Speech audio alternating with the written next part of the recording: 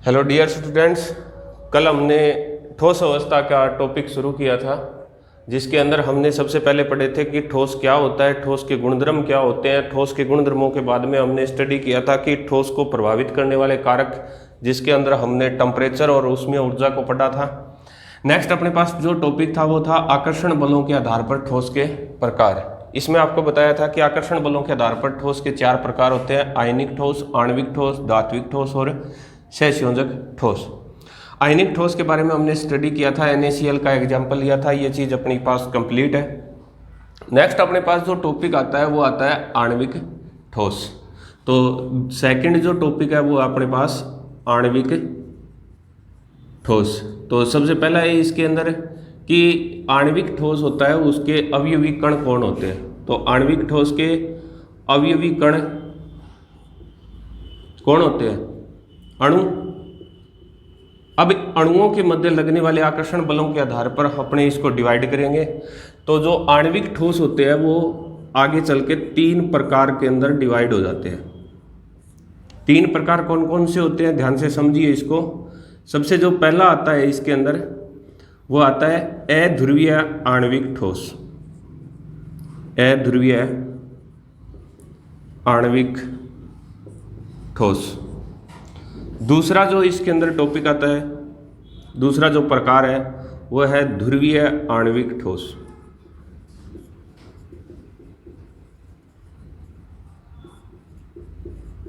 और जो तीसरा टॉपिक है इसी के अंदर वो अपने पढ़ेंगे हाइड्रोजन आबंधित आणविक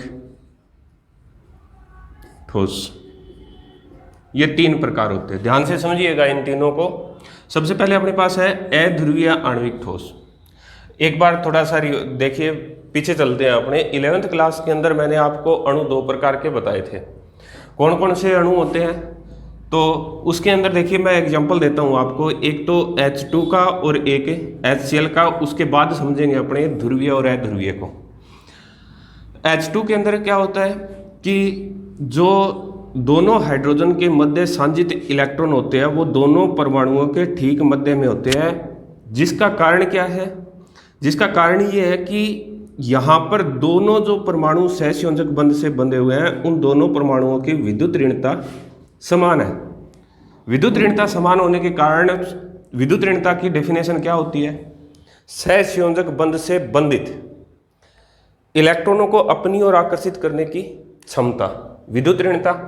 यहाँ पे दोनों तरफ हाइड्रोजन समान परमाणु है हाइड्रोजन के, जिसके कारण ये दोनों इलेक्ट्रॉन दोनों परमाणुओं के नाभिकों के ठीक बीच में रहते हैं। मतलब ये बंध अध्रुवीय है। तो इस प्रकार के जो अणु होते हैं उनको बोलते हैं अध्रुवीय अणु। ये होते हैं कौन से अणु? अध्रुवीय अणु। इसी का एग्जाम्पल लेते हैं अपने HCl को। अब HCl के अंदर क्या होता है, इस तरीके से बॉन्ड बनता है। हालांकि ये H पॉजिटिव Cl नेगेटिव भी होता है, लेकिन इसको अपने थोड़ा सा समझे तो ये सांजित इलेक्ट्रॉन है दोनों के मध्य, जिसके क्लोरीन की विद्युत ऋणता हाइड्रोजन के कंपैरिजन में ज़्यादा है।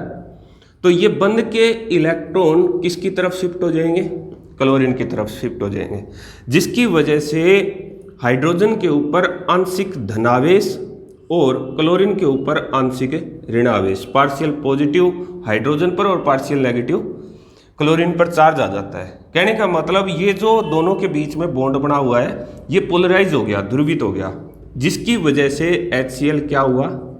ध्रुवीय अणु हुआ।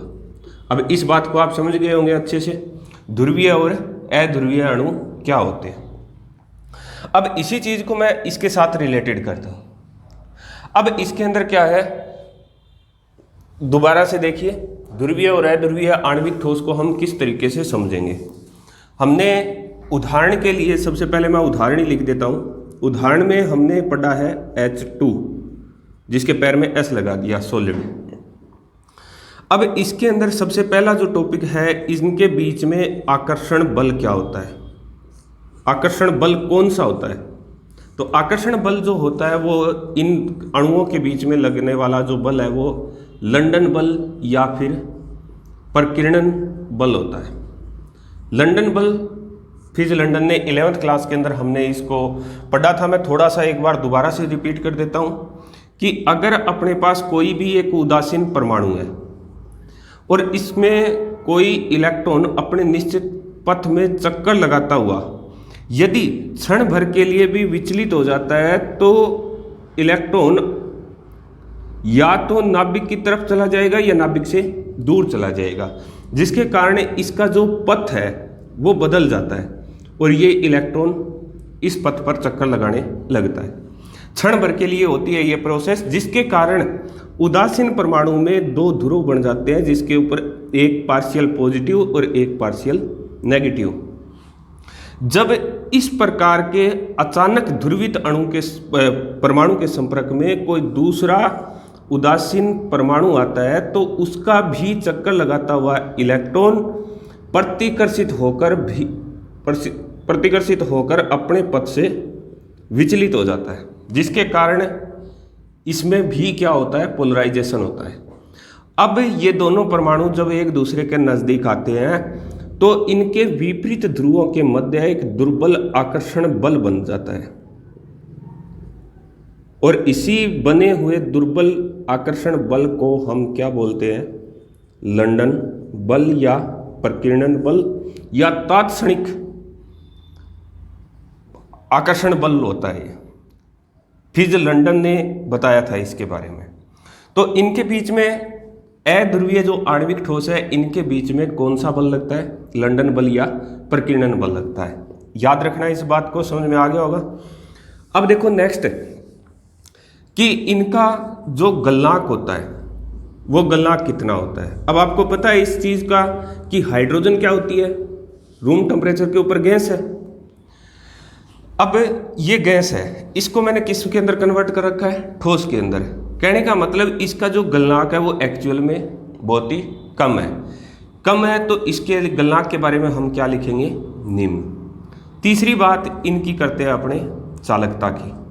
इनकी चालकता क्या होती है, चालकता नहीं होती या चालकता प्रदर्शित नहीं करते, क्योंकि कोई भी पदार्थ होगा, कोई भी तत्व है, कोई भी धातु है या कोई चालकता किसके कारण आती है, या तो गतिशील इलेक्ट्रॉन्स की वजह से आती है या फिर आयनों की वजह से आती है। तो इसके अंदर न तो गतिशील इलेक्ट्रॉन है और न ही मुक्त आयन है गमन करने के लिए, इसलिए ये चालकता प्रदर्शित नहीं करते। तो इसके अंदर हमें ये तीन बातें याद रखनी है, आकर्षण बल, लंदन बल या प्रकीर्णन बल।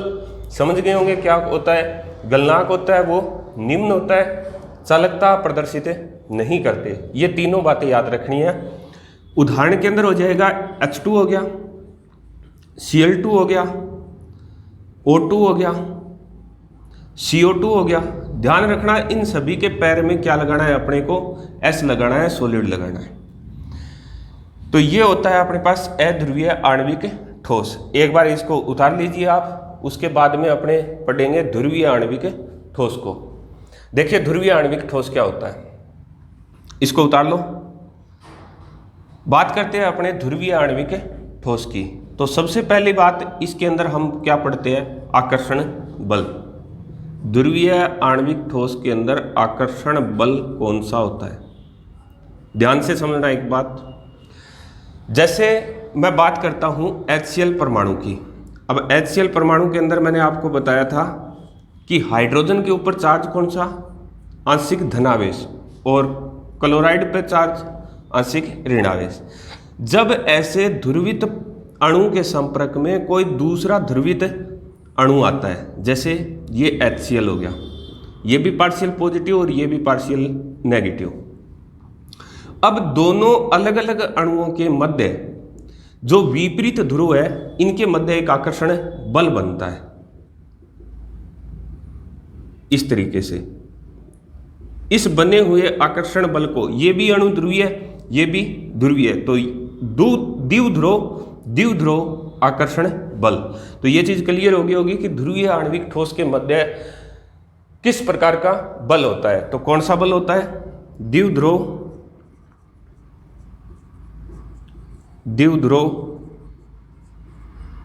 आकर्षण बल होता है। द्विध्रुव आकर्षण बल होता है। नेक्स्ट अपने बात करते हैं, यहाँ पे गलनांक की बात की थी, सेम चीज यहीं पे पढ़ते हैं, गलनांक कितना होता है। तो हालांकि आपको पता है HCl एक क्या है, द्रव है, इसको ठोस में कन्वर्ट करेंगे, टेम्परेचर कम करना पड़ेगा। कहने का मतलब ये हुआ कि इसका जो गलनांक होता है वो क्या होता है, निम्न, इनका भी गलनांक है निम्न होता है। ये चालकता प्रदर्शित करते हैं क्या, तो चालकता प्रदर्शित ये नहीं करते, चालकता प्रदर्शित नहीं करते। उदाहरण के अंदर हम एक तो बता सकते हैं भी HCl हो गया ठोस अवस्था के अंदर, दूसरा HCl के अलावा H2O हो गया, जिनके पास लोन पेयर होता है वो सारे के सारे ध्रुवीय होते हैं। SO2 हो गया, NH3 हो गया, HF हो गया, ये इसके उदाहरण हो गए, वो आपको देखते ही पता चल जाएगा, ये इनके उदाहरण हो गए। तो ये 3 बातें इनकी आपको याद रखनी है। अब पेपर में जो क्वेश्चन आता है, कल भी मैंने बताया था आपको कि 2 तरीके से क्वेश्चन आएगा। 1 नंबर का क्वेश्चन आता है, या तो आपको ये पूछ लेंगे कि इन ठोसों में से किसी एक का नाम देखे, जैसे मैं बोल देता हूँ कि आयनिक ठोस के उदाहरण बताइए, तो इसमें से आपको कोई भी आयनिक ठोस का उदाहरण बताना है। अदरवाइज दूसरा टाइप जो क्वेश्चन का है वो ये है कि आपको बहुत सारे उदाहरण लिखे हुए मिलेंगे, जिसके अंदर से आपको छांट कर इनको किस प्रकार के ठोस है इनको अलग अलग करना होता है। तो आप एक चीज़ के अंदर कंफ्यूज होगे, जैसे मान लीजिए मैं बात करता हूँ यहाँ पे SO2 की और यहाँ पे लिखे हुए CO2 की। अब अधिकतर बच्चे देखो ये यहाँ पे कंफ्यूज हो जाएंगे, CO2 और SO2 के अंदर ये एग्जाम्पल 1-2 बार एग्जाम के अंदर पूछा भी गया है। CO2 किस प्रकार का ठोस है, अध्रुवीय आणविक, और SO2 किस प्रकार का है, ध्रुवीय आणविक ठोस। रीजन देखिए, कार्बन के आउटर सेल के अंदर बाह्यतम कक्षा के अंदर 2 इलेक्ट्रॉन होते हैं और दोनों इस तरीके से, दोनों इलेक्ट्रॉन 4 इलेक्ट्रॉन होते हैं, जिसमें 2 इलेक्ट्रॉन इस वाली ऑक्सीजन और 2 इलेक्ट्रॉन इस वाली ऑक्सीजन के साथ में जुड़े हुए होते हैं, बंधे हुए होते हैं। इस तरीके से CO2 की संरचना होती है।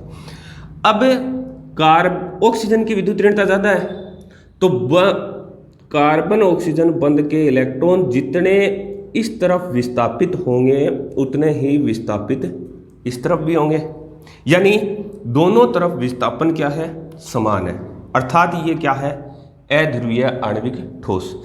अब बात करते हैं अपने किसकी, SO2 की। SO2 के बाह्यतम कक्षा के अंदर कितने इलेक्ट्रॉन होते हैं, 6, जिसमें 2 इलेक्ट्रॉन साझा होते हैं पहली ऑक्सीजन के साथ और 2 इलेक्ट्रॉन साझा होते हैं दूसरी ऑक्सीजन के साथ, और एक बन जाता है इनके पास में, ये बच गया इसके पास में क्या, लोन पेयर। जितने भी लोन पेयर वाले मॉलिक्यूल होते हैं उनका जो इलेक्ट्रॉन होते हैं वो बाहर की ओर विस्थापित होते हैं इस तरीके से, जिसके कारण ये अणु क्या बन जाता है, ध्रुवीय। तो ये यहाँ पर आपको कंफ्यूज नहीं होना है, CO2 और SO2 दोनों एग्जाम्पल मिलेंगे। CO2 किसके अंदर आता है, अध्रुवीय, जिसका कारण क्या है, समझ में आ गया होगा, और SO2 किसके अंदर आता है, ध्रुवीय के अंदर आता है। तो ये दोनों चीज़ें आप अच्छे से समझ गए होंगे और अब इनको उतार लीजिए। नेक्स्ट अपने पास तीसरा जो इसका प्रकार बच गया वो बच गया कौन सा, हाइड्रोजन आबंधित आणविक ठोस। तो ये चीज़ अपने पढ़ते हैं, इसको रफ कर देते हैं। तीसरा जो प्रकार है वो प्रकार है अपने पास हाइड्रोजन आबंधित आणविक ठोस। हाइड्रोजन आबंधित आणविक ठोस, ये हो गए हाइड्रोजन आबंधित आणविक ठोस। अब इसके अंदर क्या होता है, पहली चीज नाम से क्लियर हो रही है, यानी इनके मध्य आकर्षण बल कौन सा होगा, आकर्षण बल कौन सा होता है, हाइड्रोजन बंध होता है। और हाइड्रोजन बंध के बारे में 11th क्लास में भी हमने पढ़ा था। हाइड्रोजन बंध लेटिमर और रोडब्रूस नाम के साइंटिस्ट थे, उन्होंने बताया था। हाइड्रोजन बंध क्या होता है, इसकी डेफिनेशन क्या होती है कि किसी भी अणु में हाइड्रोजन और अधिक विद्युत ऋणता वाले परमाणुओं के मध्य जो बंध बनता है उसको हम क्या बोलते हैं, हाइड्रोजन बंध बोलते हैं। हाइड्रोजन बंध जैसे इसके उदाहरण अगर हम पढ़ें तो देखिए पहला उदाहरण H2O का लेते हैं। ठीक है, एक बार हाइड्रोजन बंध को समझिए आप। H2O में ये ऑक्सीजन, इसके साथ ये हाइड्रोजन जुड़ा हुआ है। आपको पता है कि विद्युत ऋणता किसकी ज़्यादा? ऑक्सीजन की, पार्शियल नेगेटिव और इसके ऊपर पार्शियल पॉजिटिव चार्ज होता है। इस तरीके से ये एक मॉलिक्यूल हो गया। ठीक ऐसा ही दूसरा मॉलिक्यूल होगा, इसके ऊपर पार्शियल नेगेटिव, इसके ऊपर पार्शियल पॉजिटिव और इसके ऊपर भी पार्शियल पॉजिटिव। ठीक ऐसे ही तीसरा मॉलिक्यूल, ठीक ऐसे ही अदर और मॉलिक्यूल होंगे। अब इसमें क्या होता है कि अधिक दो अलग अलग अणुओं के परमाणु जो विपरीत आवेशित है, उनके मध्य एक दुर्बल आकर्षण बल बनता है, जिसको हम क्या बोलते हैं? हाइड्रोजन बंध बोलते हैं। इसी हाइड्रोजन बंध के कारण जो जल होता है वो द्रव अवस्था में उपस्थित होता है। इस तरीके से बनता है हाइड्रोजन बंध। ये अलग अपने NH3 का एग्जाम्पल लेके पढ़ सकते हैं। तो हाइड्रोजन बंध के बाद में इसके अंदर दूसरी चीज अपने क्या पढ़ेंगे? गलनांक। क्या इनका गलनांक उच्च होता है या निम्न? तो इनका गलनांक क्या होता है? निम्न। आपको पता है रूम टेम्परेचर के ऊपर जल क्या होता है? द्रव अवस्था में रहता है, तो गलनांक भी क्या हो गया? निम्न। ये चालकता प्रदर्शित करते हैं क्या? जी नहीं, ये चालकता प्रदर्शित नहीं करते। उदाहरण के अंदर H2O, NH3, इसके पास लोन पेयर, इसके पास भी लोन पेयर होता है, HF, HCl। अब आप एक चीज सोच रहे होंगे कि सर ध्रुवीय आणविक ठोस के अंदर आपने एग्जाम्पल जो लिख रखे हैं उसमें HCl भी लिख रखा है, H2O भी लिख रखा है, NH3 और HF भी लिख रखा है, और यही सेम उदाहरण मैंने इसके अंदर भी लिख दिए। बिल्कुल सही है। इनके बीच में हाइड्रोजन बंध भी होता है और द्विध्रुव आकर्षण बल भी होता है। दोनों प्रकार के बल होते हैं। सेम ये चीज यहाँ पे भी रिपीट हुई है, तो इसके अंदर भी आप लिख सकते हैं एग्जाम्पल। अब आपको इस चीज में अगर आपके फॉर एग्जाम्पल ये आ गया कि H2O किस प्रकार का ठोस है, तो इसमें अगर आप हाइड्रोजन आबंधित लिखते हो या फिर ध्रुवीय आणविक ठोस लिखते हो, दोनों ही बातें सही है। ठीक है, अब ये तीनों बातें आपको अलग अलग याद रखनी है और तीनों को उतार लेना। तो अपने पास आणविक ठोस कंप्लीट हो गया। दोबारा से रिपीट करता हूं, आणविक ठोस के अवयवी कण कौन होंगे? अणु। कितने प्रकार? 3 प्रकार। कौन कौन सा? एक अध्रुवीय आणविक ठोस, दूसरा ध्रुवीय आणविक ठोस और तीसरा हाइड्रोजन आबंधित आणविक ठोस। तो ये आणविक ठोस हो गए, तीनों के प्रकार हो गए। तीनों में कौन कौन सा आकर्षण बल? आकर्षण बल इंपॉर्टेंट है। जो क्वेश्चन आएगा वो क्वेश्चन इस तरीके से आएगा कि या तो आपको किसी भी प्रकार का नाम दे देंगे कि ध्रुवीय आणविक ठोस के कोई 2 एग्जाम्पल लिखो, अदरवाइज ये एग्जाम्पल आपको मिलेंगे जिसके अंदर से आपको छांट के अलग करना होगा कि कौन सा किस प्रकार का ठोस है। तो इसको उतार लीजिए आप। इसके बाद में अपने पास नेक्स्ट जो आता है वो आता है धात्विक ठोस। 2 अपने कंप्लीट हो गए, तीसरा अपने पास आ गया धात्विक ठोस। तो सबसे पहले धात्विक ठोस का अवयवी कण कौन होगा? कल बताया था अवयवी कण कौन होगा? धातु परमाणु।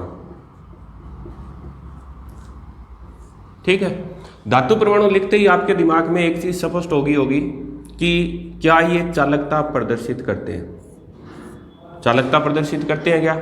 बिल्कुल करते हैं। क्यों करते हैं? क्योंकि इनमें मुक्त इलेक्ट्रॉन होते हैं। मुक्त इलेक्ट्रॉन की वजह से ये विद्युत के चालक होते हैं। गलनांक इनका अति उच्च होता है, काफी ज्यादा होता है। जैसे मैं आयरन की बात करता हूँ, टंगस्टन की बात करता हूँ। जैसे टंगस्टन का जो गलनांक होता है वो 3360 डिग्री सेंटीग्रेड होता है। इनका गलनांक काफी उच्च होता है। तो नेक्स्ट अपने देखिए कि उदाहरण क्या कुछ होते हैं इसके।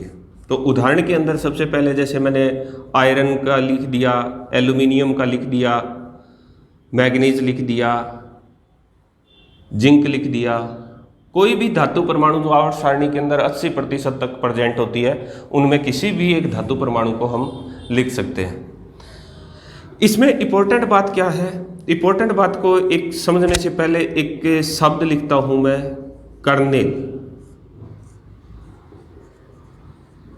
कर्नेल क्या होता है? कर्नेल जैसे किसी भी अपने उदासीन धातु परमाणु की बात करते हैं, जैसे Fe की बात करते हैं।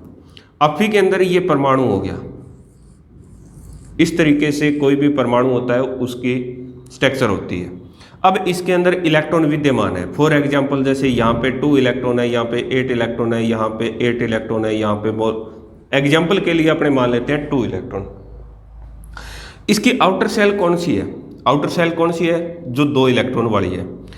आउटर सेल को छोड़ दे, आउटर सेल को हटा दे। आउटर सेल को हटाने के बाद में अपने पास क्या बचा? परमाणु का नाभिक और बाकी कक्षाएं बचेगी। इनको कंप्लीट हम क्या बोलते हैं? कर्नेल बोलते हैं, या फिर क्या बोलते हैं? कर्नल बोलते हैं। ठीक है। अब इसके अंदर क्या होता है? जैसे फॉर एग्जांपल Fe का ले लिया, Fe ने 2 इलेक्ट्रॉन बाहर निकाल दिए, तो इसके पास Fe 2 पॉजिटिव, 3 निकाल देगी तो 3 पॉजिटिव। अब ये जो बचा हुआ पार्ट है ये क्या कहलाता है? कर्नल कहलाता है। क्या कहलाता है? कर्नल कहलाता है।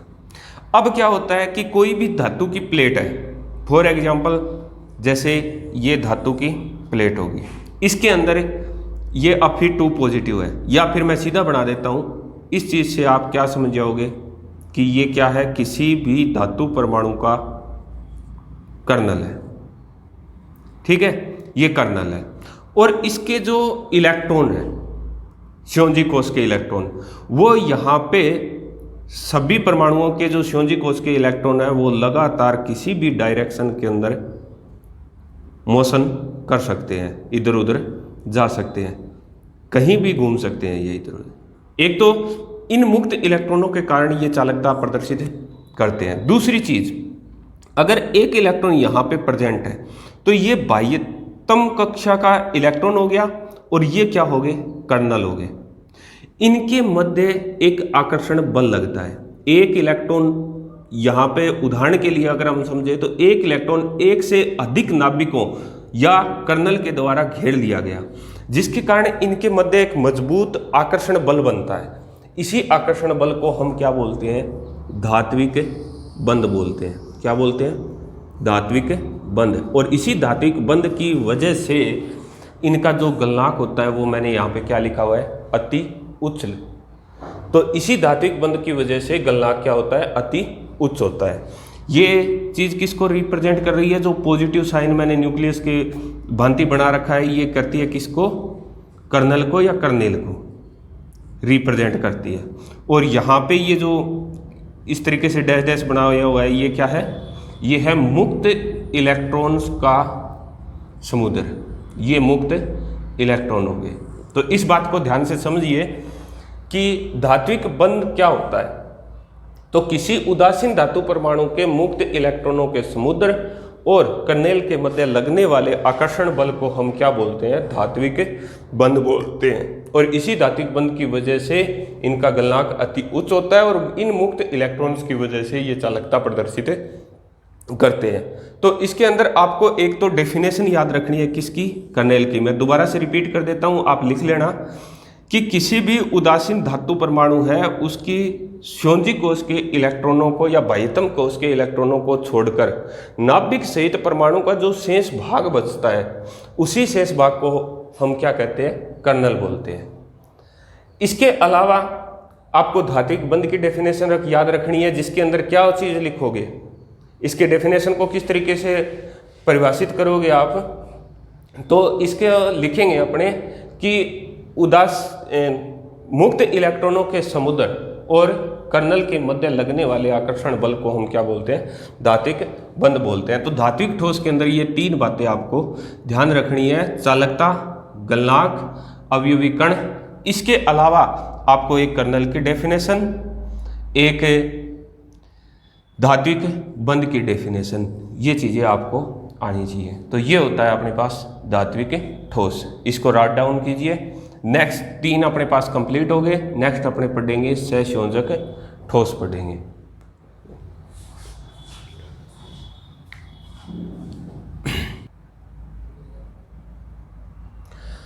नेक्स्ट आप 4 नंबर हेडिंग लगाइए सहसंयोजक या नेटवर्क ठोस।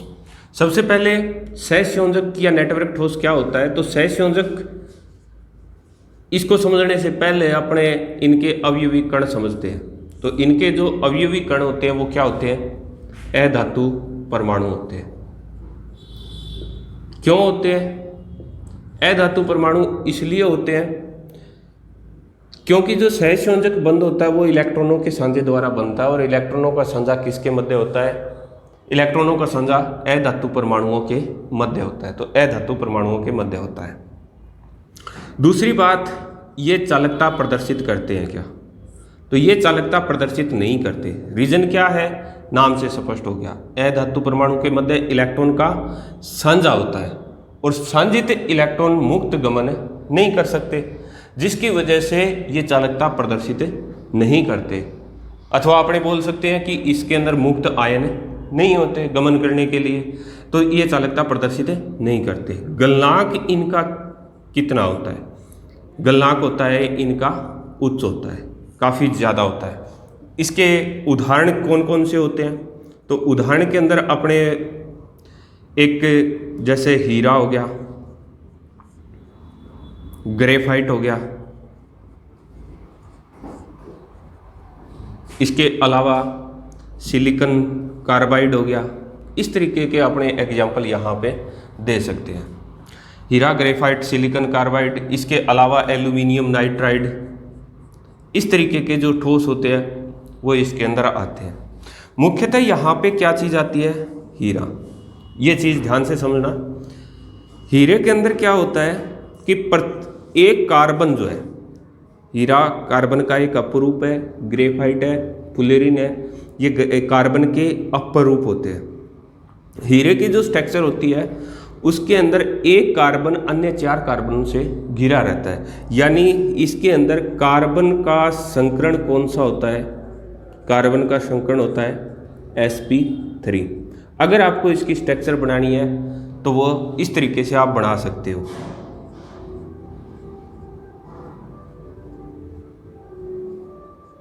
हालांकि बुक्स के अंदर अलग तरीके से दे रखी है, वो बनानी थोड़ी डिफ़िकल्ट होती है, तो इसलिए अपने इस तरीके से बना सकते हैं।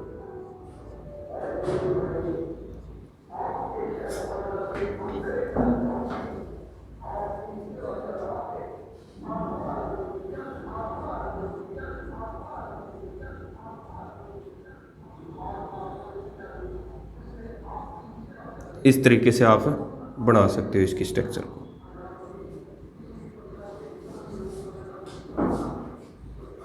इस तरीके से स्ट्रक्चर बन जाएगी यहाँ पे, ठीक है।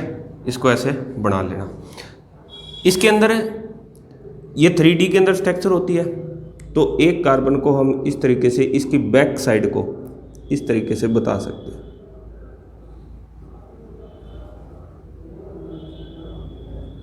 बिना कार्बन अगर मैं दर्शाऊं तो इसको हम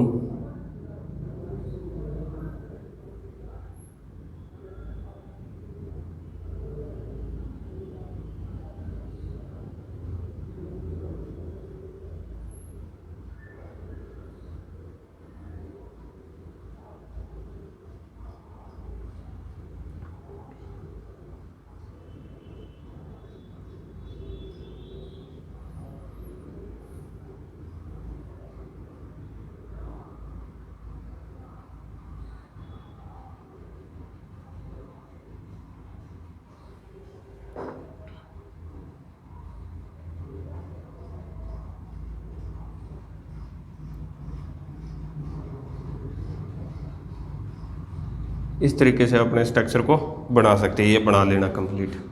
इसके अंदर प्रत्येक जो कार्बन है वो किस प्रकार का संकरित होता है, sp3 संकरित होता है।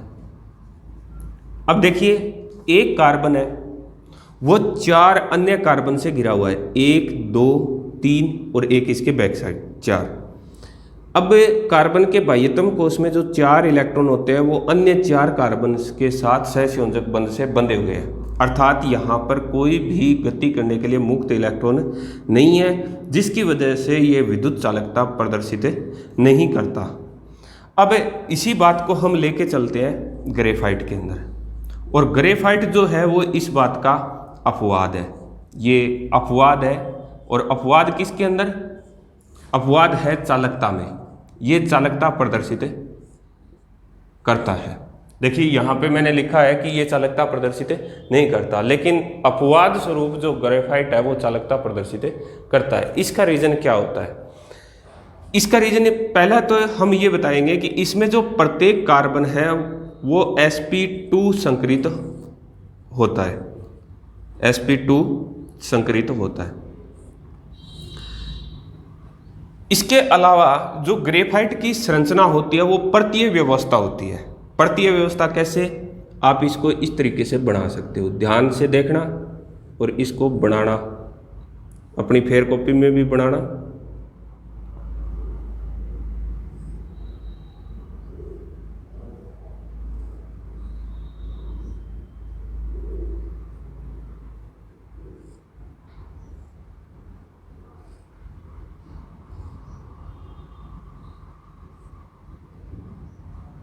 इस तरीके की ये ऊपर वाली लेयर होगी, ठीक है। ऐसे ही हम नीचे वाली लेयर बनाएंगे।